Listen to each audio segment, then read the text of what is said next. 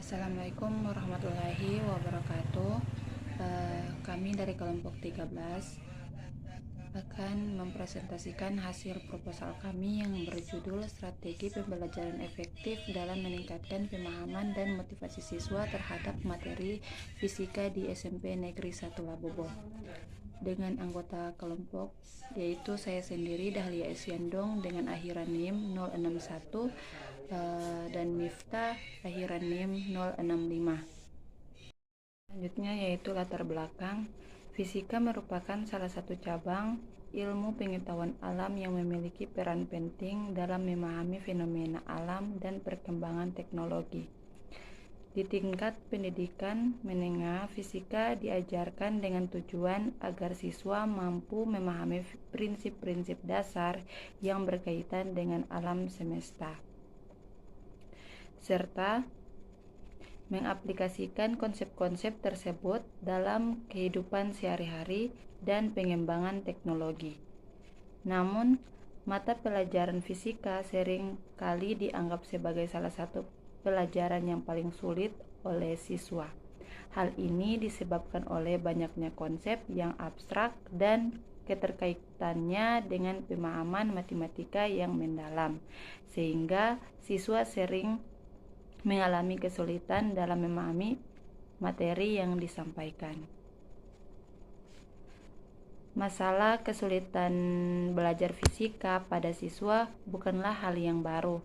Di sekolah SMP Negeri 1 Labobo menunjukkan bahwa banyak siswa yang mengalami kesulitan dalam memecahkan soal-soal fisika yang kompleks, terutama soal yang memerlukan analisis multi konsep dan langkah-langkah penyelesaian yang rumit.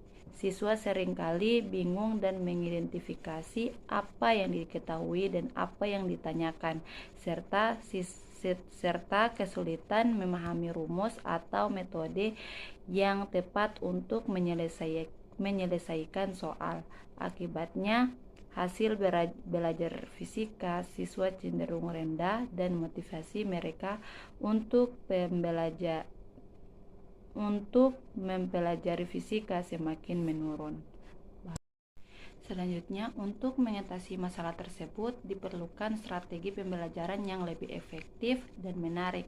Guru dapat menggunakan visualisasi seperti video dan simulasi interaktif untuk membantu siswa memahami konsep-konsep fisika yang abstrak.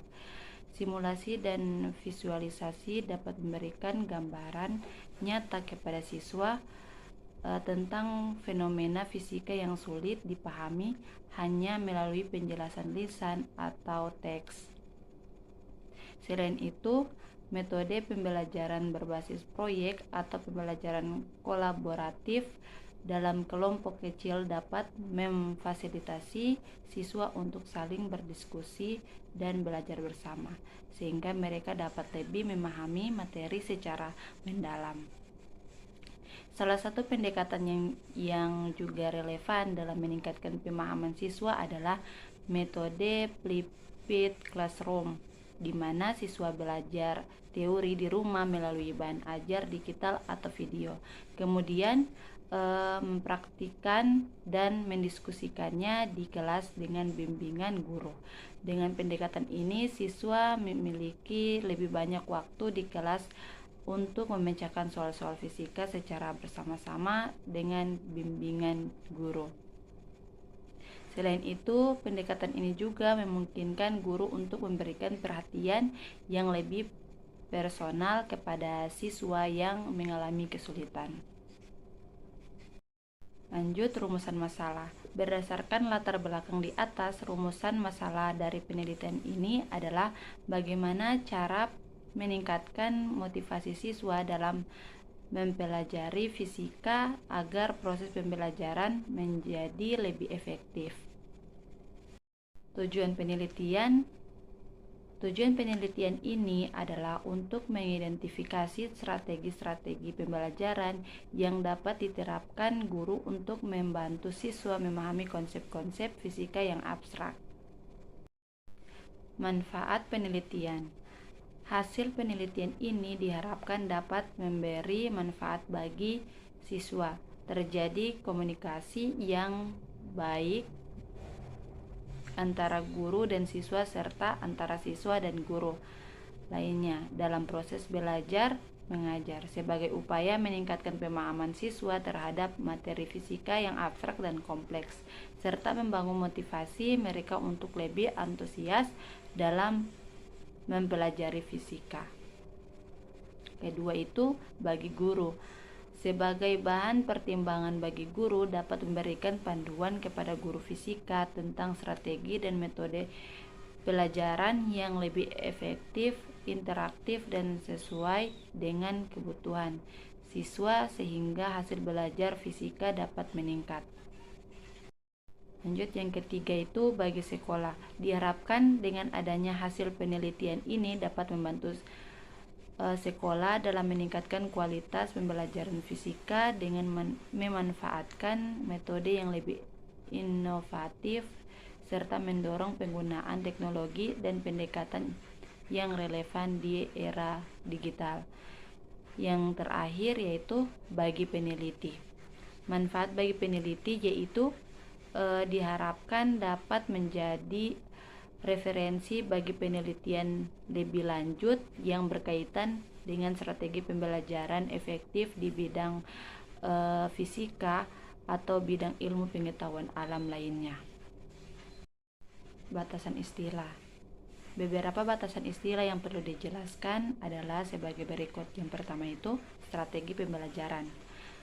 Strategi pembelajaran adalah rencana atau teknik yang disusun dan diimplementasikan oleh guru untuk memfasilitasi proses belajar siswa atau tujuan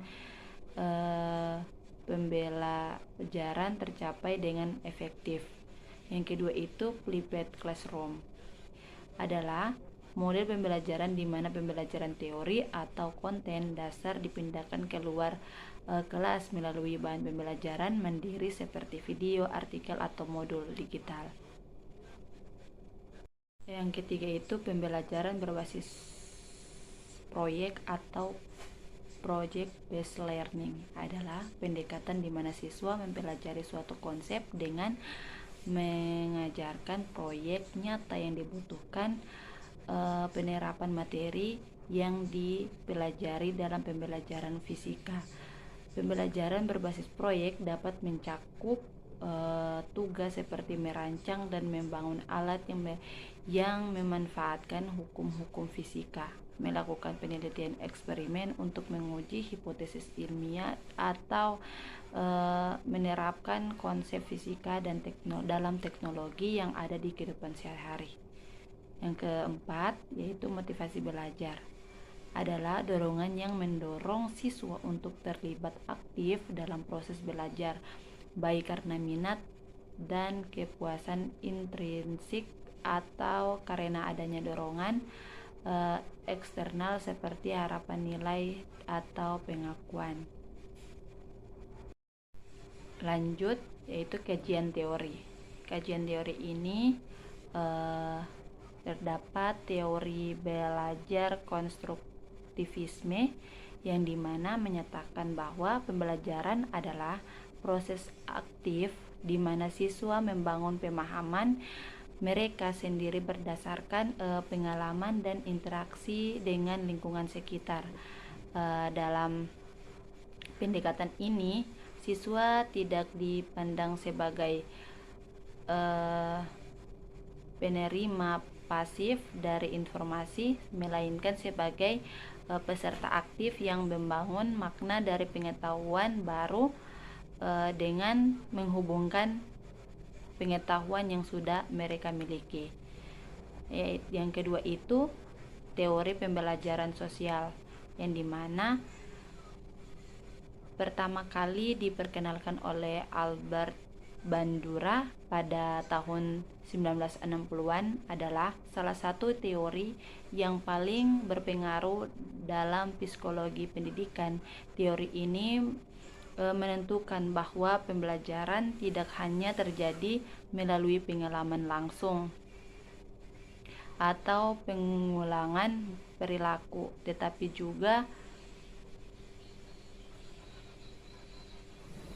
tetapi juga melalui pengalaman dan interaksi sosial.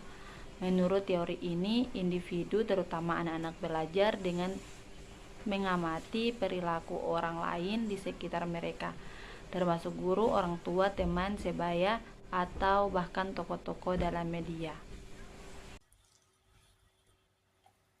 Baik, selanjutnya itu masuk pada metodologi penelitian. Adapun untuk jenis penelitian itu sendiri, kami menggunakan metode penelitian kualitatif dengan pendekatan deskriptif.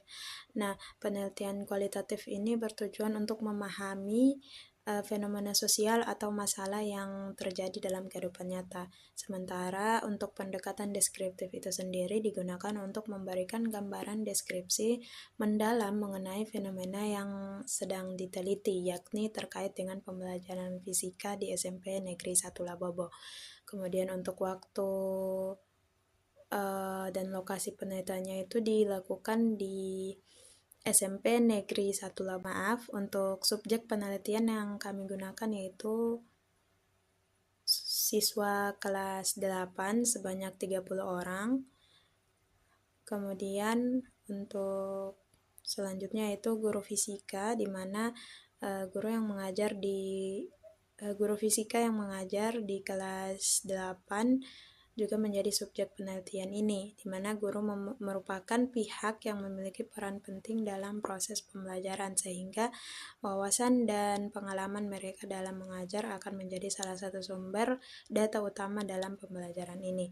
Nah, kemudian yang ketiga itu kepala sekolah, yang akan menjadi informan tambahan yang memberikan informasi tentang kebijakan sekolah terkait dengan pembelajaran dan fasilitas yang tersedia. Kemudian masuk pada teknik pengumpulan data. Nah, teknik pengumpulan data ini kami menggunakan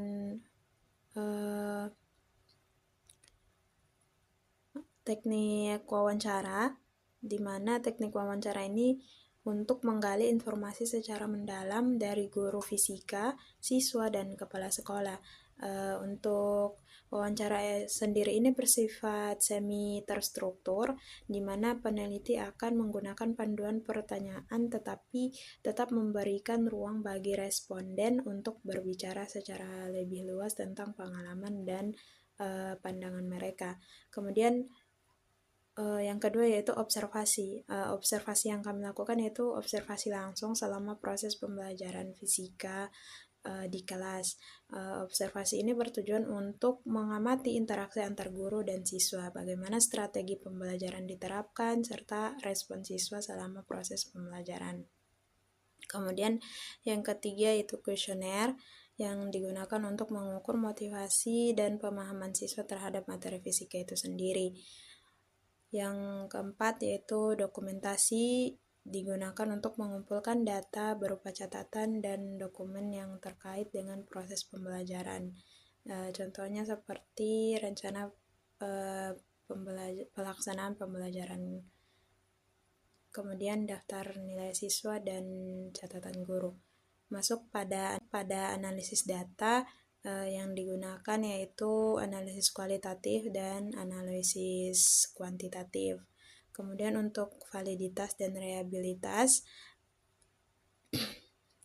akan menggunakan teknik triangulasi untuk memastikan validitas data. Sekian, saya kembalikan.